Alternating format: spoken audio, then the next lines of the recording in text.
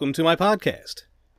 So, I had the opportunity to make my way to the movie theater this morning to see a little something special, and I found out that I actually like an early matinee. Who knew? But I made my way to the theater to see the Fantastic Four First Steps. And the thing is that you don't really expect a lot from script-by-committee movies, and this was definitely a script-by-committee movie. There's like 10 writers on this thing, and we all have expectations for what we want from something that we love. I have been a Fantastic Four fan since I was a very young comic book reader. Reed's distracted genius, taking his family on adventures that they could barely understand, was my jam. The adventures in science were my jam. The family aspect has always been important, but perhaps not as important to me. So, just 3 aspects: Smart Reed, Adventures in Science, Family.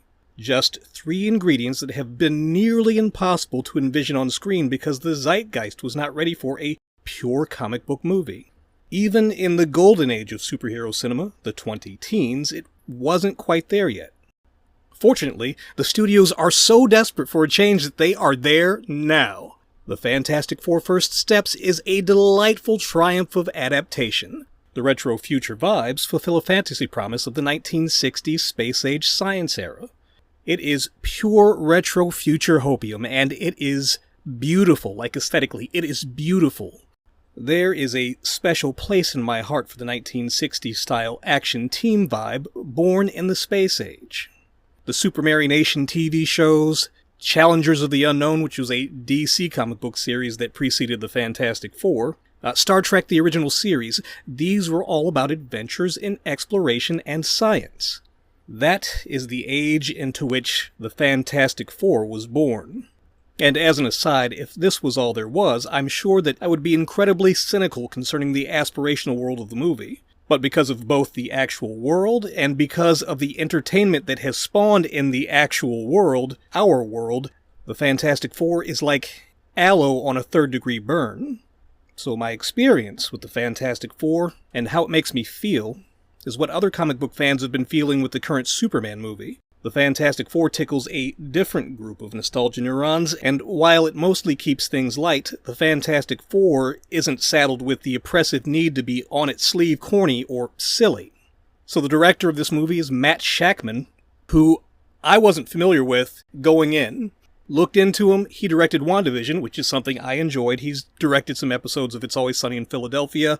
He has directed some episodes of Game of Thrones, so he's a TV guy. I don't know where his vision came from for this movie, but I jibe with it strongly. He understands this retro-positive future vibe that this movie uses. He understands it intimately. I feel like he understands me. He seems to truly understand the 1960s style, the larger-than-life cult of celebrity, plus the celebration of accomplishment and achievement with the Smithsonian-style glossy puff piece documentary clips.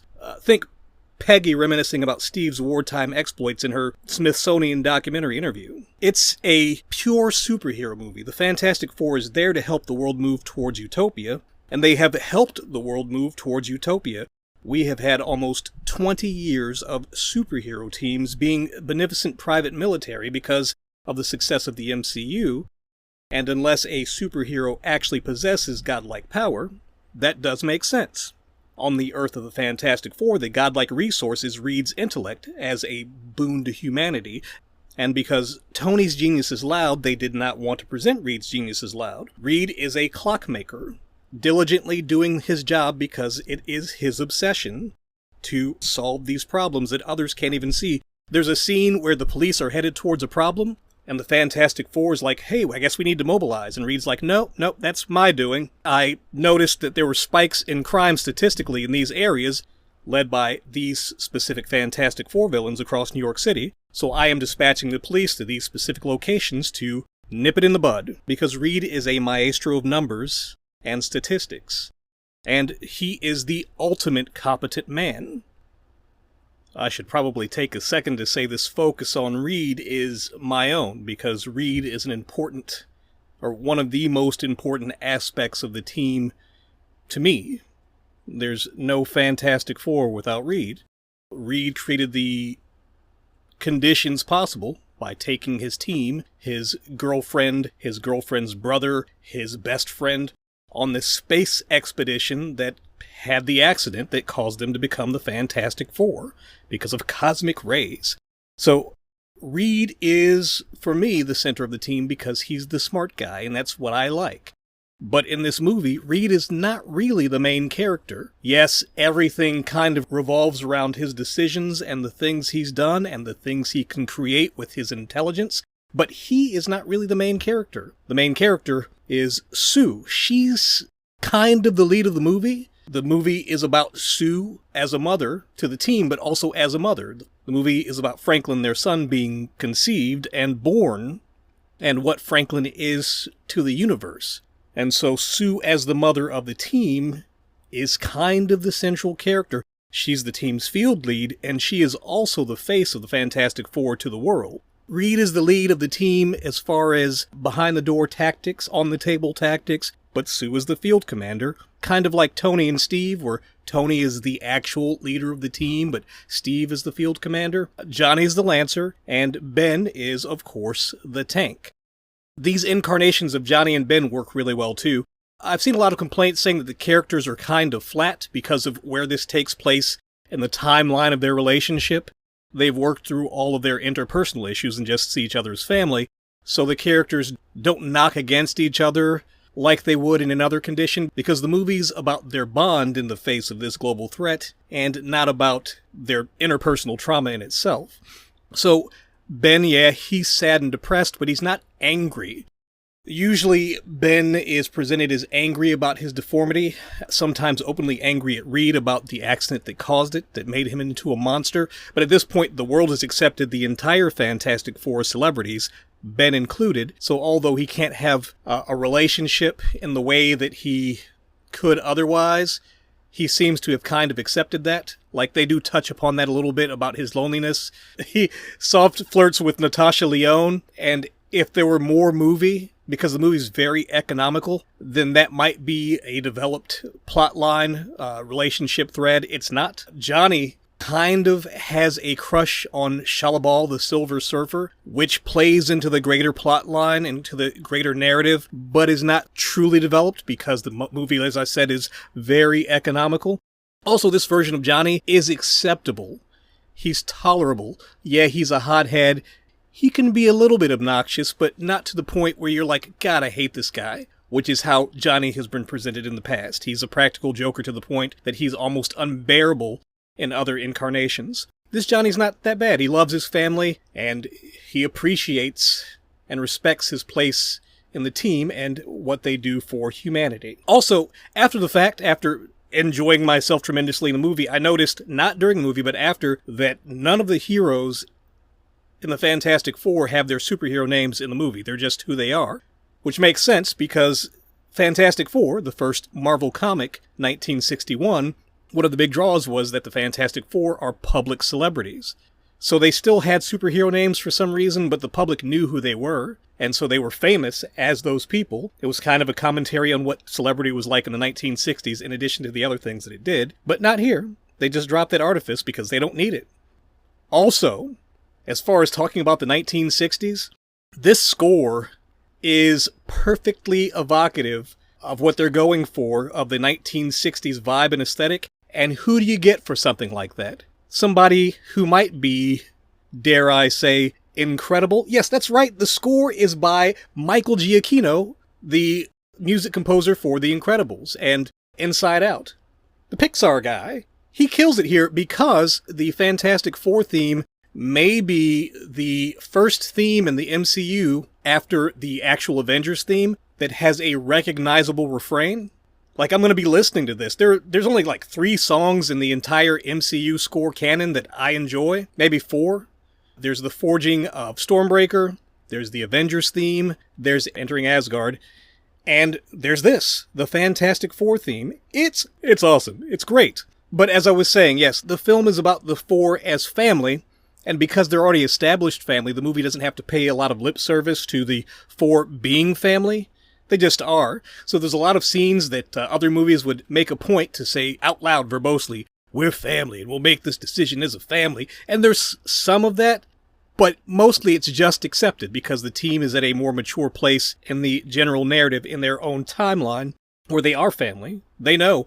Uncle Ben is the primary caretaker of little Franklin, it seems. Ben is a family friend, but he is one of the four, and has big uncle energy beyond anybody else in that family. He's probably a warmer father than Reed is from some of the scenes of Reed interacting with Franklin.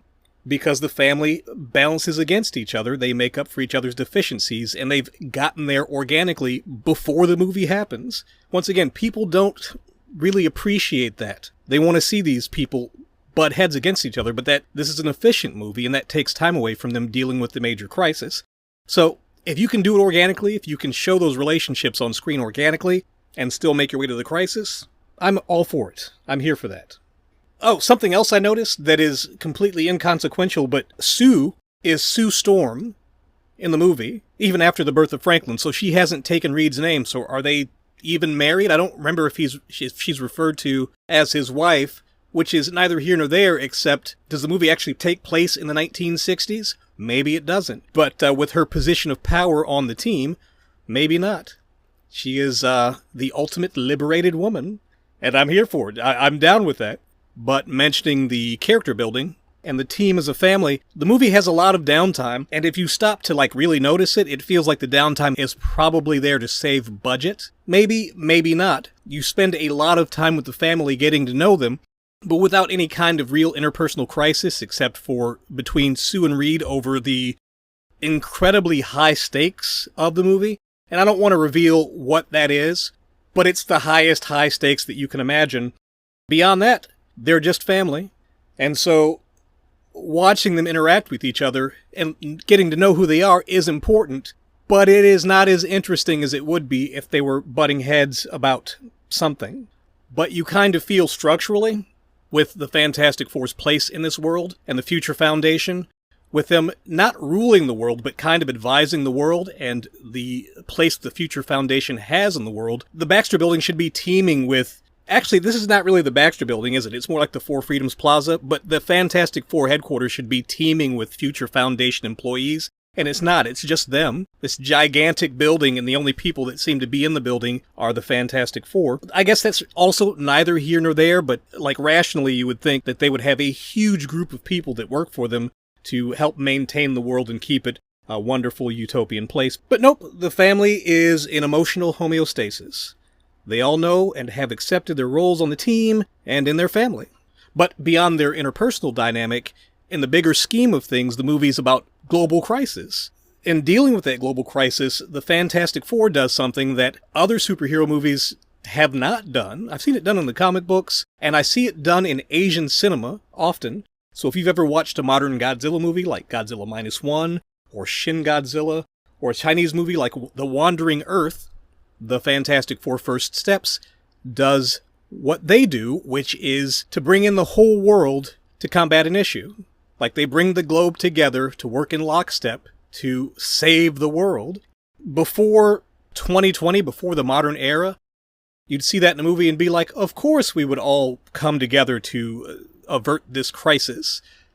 After 2020, that's pure fantasy, and this movie is pure fantasy, so that does make sense. It makes me sad while I'm being distracted by the wonderful utopian techno-fantasy of this movie. But yes, the world would never do that. But seeing it on screen is very cathartic. Because that's definitely not the real world. In the real world, they would have made Galactus a tender mince pie, put it in a doggy bag, and sent him on his way. Because people are terrible. Yes, it would be the practical choice. But it doesn't negate the fact that in the real world, people are terrible. That the world came together, that Reed used his science to bring the world together to avert the crisis. The crisis is, of course, Galactus, the coming of Galactus, the biggest big bad in Marvel Comics. He's not anymore, but he's the original big bad in Marvel Comics. I was actually looking at the history of cosmic big bads, and Galactus may be the original cosmic big bad. The way he exists in this movie, he looks comic accurate. The way he implements his abilities is not quite comics accurate, because Galactus and the Silver Surfer are both so powerful that, once again, as I said earlier, the Fantastic Four don't have what it takes to meet the Galactus or the Silver Surfer in direct conflict, and they don't. But the conflict that they do meet them in, they shouldn't be able to do anything to them, and they can. Really, in combating the Fantastic Four directly, Galactus and the Silver Surfer don't do much to them, like offensively, because I guess they see them as gnats, which is appropriate, until the very end of the movie. But as far as power levels, the Fantastic Four have a pretty comics-accurate power level themselves, but these enemies do not. The Silver Surfer is presented as cosmic, Galactus is presented as cosmic, but the Silver Surfer is a planet destroyer in himself, and Galactus is like, he could destroy a whole solar system if he wanted to, and his powers are functionally infinite. The power cosmic that empowers those two beings can be used to do almost anything, and that's not what you see here, because you can't do that in a movie. There's not enough time to develop it and think of ways to combat somebody who is functionally omniscient. So I get it. But yeah, they bring the world together to combat this issue. They don't punch their way out of the situation. They use a plan, and the plan is based on silly, ridiculous super science. And the super science doesn't make any sense. And it doesn't matter that it doesn't make any sense, because what I've learned, this is something that I used to be bothered by, but what I have learned, and this is something that really stuck with me recently, watching a 1960s movie called Robinson Crusoe on Mars. It's a silly movie. It's kind of like The Martian, but for kids. And tonally it's not silly, but it's an inexpensive movie, a cheap movie, and it comes up with scientific problems that are ridiculous, and it has solutions for those scientific problems that are also ridiculous. But what I found is it's not whether or not the scientific problems are accurate or really make any sense, or whether the solutions do. It's that the movie has a good rhythm of creating a problem, solving the problem, creating a problem, solving the problem. So problems to solutions, you get a good rhythm of that, and the movie gets you in the flow for that rhythm, and it doesn't matter what the problems are or what the solutions are. You just have to have a good rhythm of problems and solutions. And this movie has a problem, it has a solution, it has a ticking clock, and it has the world coming together against that ticking clock to resolve the problem. Because of how it accomplishes that and what the stakes are, which once again, beyond the world at stake, there is a more personal stake, but because of what the stakes are, them resolving this problem, them defeating this global crisis, is the best example of that I've ever seen in a superhero movie. People call it a big disaster movie. They throw back to something like Independence Day or The Towering Inferno, whatever the disaster movies were of long, long ago. Maybe like the ending of a Roland Emmerich film generally. Beyond Independence Day, I can't think of any of the other ones that come to mind immediately. Yes, I could see that. But as far as reaching that conclusion on that very personal level, it works so well. They use their science to resolve the problem, because they can't do it with fists, as you usually would in this kind of movie. And it's so apt for a 1960s adventures in science movie, and I love it. I love it. Before this movie, the best Fantastic Four movie ever made, and there have been many, there was the Roger Corman one, which was not made to be good. There were the two pre-2010s Fantastic Four movies, also not very good, but products of their time, before the genre had matured, the modern genre had matured to the place that it is now. There was the 2015 one that tried to do a serious, completely serious, and mostly grounded Fantastic Four movie that is considered one of the worst comic book movies ever made. And so the tilt into not doing a Fantastic Four movie in the PMC world of the MCU, but as one of the MCU movies, so you have all that Marvel experience that they've built up over the course of time, and all that goodwill that has been built up for people seeing comic book movies, where they can hit the ground running because people know who these characters are, and they trust the audience to be comfortable with both the setup and the characters, and to make something that is squarely a comic book film, pure fantasy, pure science fantasy, for a general audience. Bravo. For me, the movie is led by its aesthetic. It is beautiful because of that retro future 1960s Jetson aesthetic, but beyond that, it just works so well. And the more I think about it, the higher it goes in my rankings of superhero movies. It couldn't exist on its own. It couldn't exist in a world that didn't have a bunch of different kinds of superhero movies to precede it. But in a world that does have those movies, it's incredible. And before it, The Incredibles 1 and 2 were the best Fantastic Four movies. They came from a vibe that was reminiscent, indicative of the 1960s Lee Kirby Fantastic Four run. And so those two movies were much better than any Fantastic Four movie ever made. And they're still some of the best superhero movies ever made. But now, there's a new king in the realm of Fantastic Four movies, and it's the Fantastic Four First Steps. Bravo to Pedro Pascal, to Vanessa Kirby, to Eben Moss-Bacharach, to Joseph Quinn, RDJ Jr. is very RDJ. But yeah, Joseph Quinn, to Julie Garner, to Ralph Ineson, to Matt Shackman. You did the thing, and thank you. Thank you all for giving us the Fantastic Four, and I guess that's my episode. As always, you can hit me up on Threads or Blue Sky, and we can talk about this movie or anything else. We can talk about how much I loved the Fantastic Four First Steps, or we can talk about the trepidations I have for Superman 2025, or all points in between. That's Johnathanblade. I also post these episodes to YouTube as well, under the Elder Blerd, so you can look me up there. The channel is Johnathanblade1, and we'll catch you in the next episode. Thanks for listening.